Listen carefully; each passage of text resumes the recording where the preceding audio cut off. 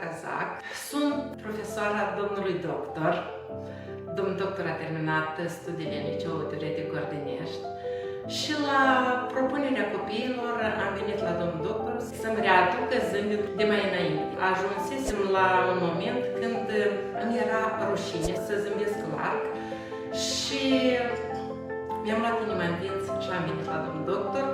Sunt foarte mulțumită de lucrul pe care l-au făcut în echipă. Pe parcursul acestor 6 luni asupra mea au lucrat mai mulți medici tineri, dar care și-au făcut lucrul până la urmă foarte bine. Am fost într-o familie. Am simțit acea liniște pentru ca să nu fie frică. Familia mă apreciază, mereu îmi zice, mama ea zâmbește, bunica ea zâmbește. Sunt mulțumită de lucrul pe care l-au făcut medicii și sunt mulțumită pentru copiii mei care m-au adus aici și sunt mulțumită și de mine. În viață, uite ce bine ai făcut, logic, gândit, ce bloc clinic ți-ai deschis.